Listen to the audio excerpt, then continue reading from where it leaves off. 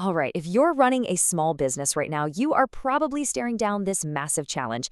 How in the world do you use all this incredible AI power to grow, but without losing that human touch, the very thing that makes you you? Well, let's get into it. I mean, this is the question, isn't it? It's really the heart of the problem that every single entrepreneur is wrestling with. You see the potential, right? AI can save you time, help you compete with the big guys, but you're also worried, and rightfully so, about sounding like a robot and pushing away the very customers you've worked so hard to connect with. And let me just say, that concern is 100% valid. So here's what we're going to do. We're going to walk through a clear playbook to solve this exact problem. First, we'll talk about the paradox herein. Then I'll introduce you to a really powerful way of thinking about this, a philosophy really. After that, we'll get practical, talking about what to automate and what not to. Then we'll focus on your unbeatable strengths. And finally, wrap up with how to make sure your business is ready for what's next. Okay, so let's kick things off by just naming the problem, right? At the heart of running a business today, there's this fundamental tension.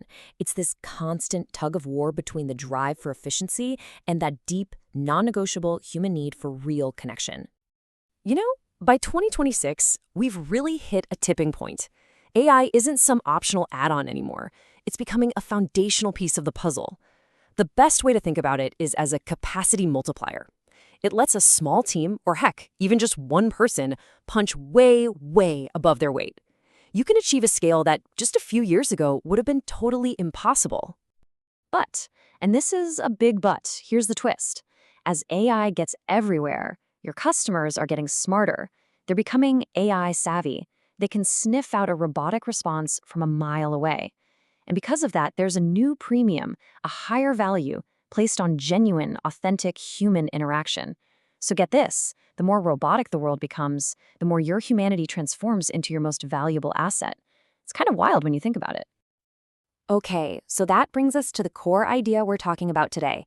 It's a mental model, a way of thinking that I promise will completely change how you look at AI. We call it the AI Sous-Chef Philosophy. So just imagine for a second your business is a high-end kitchen. You're the executive chef.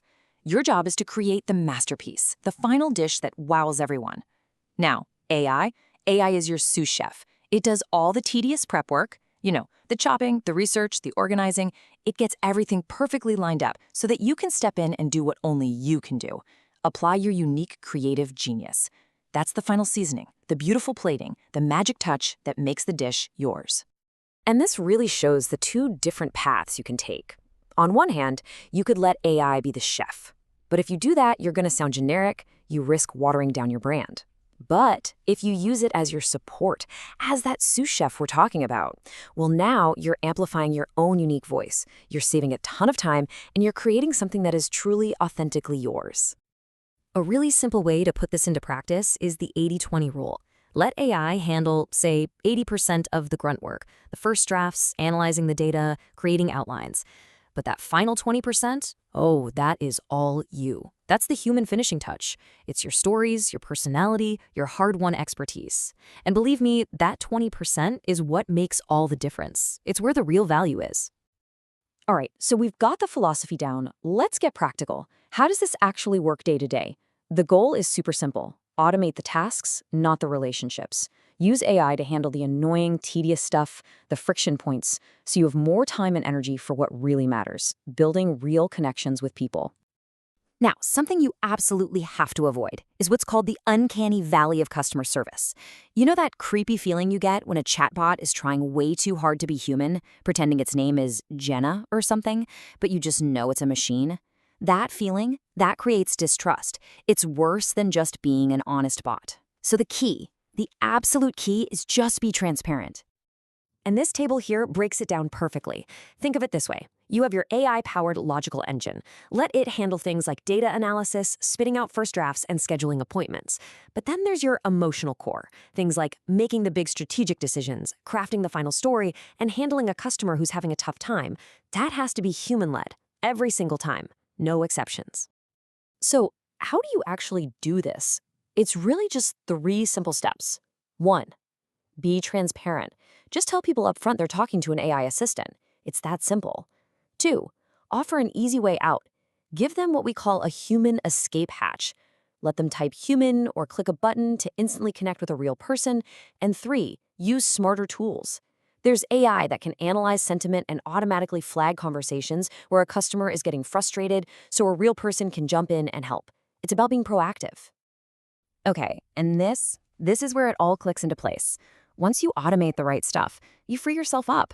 You get to focus on your most powerful asset, your secret weapon, really, your unbeatable human advantage. It's time to double down on all the things a machine just can't do.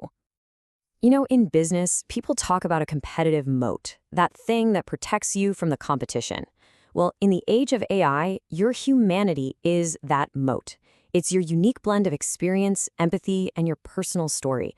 No algorithm on Earth can ever replicate that.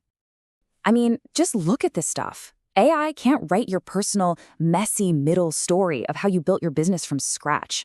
It can't fake the pure, authentic joy you see in a video from a happy customer. It can't physically show up to a local community event.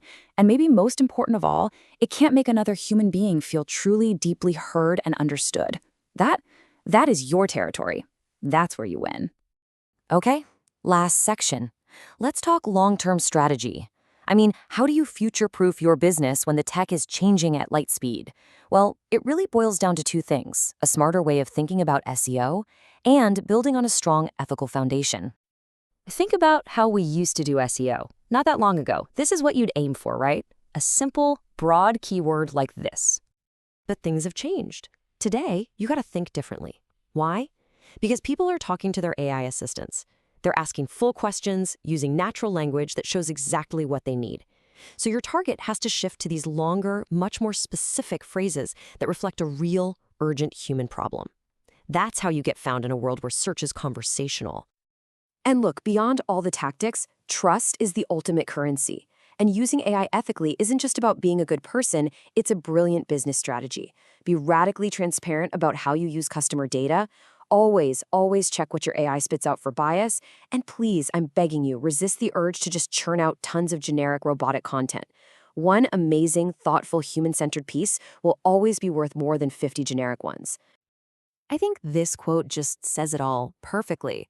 In a world that is getting more and more filled with algorithms and automation, the most powerful, the most disruptive, and the most valuable thing you can be is human. Don't ever forget that. So this is the goal. This is the new identity we're aiming for, the hybrid entrepreneur. Someone who masterfully partners with AI.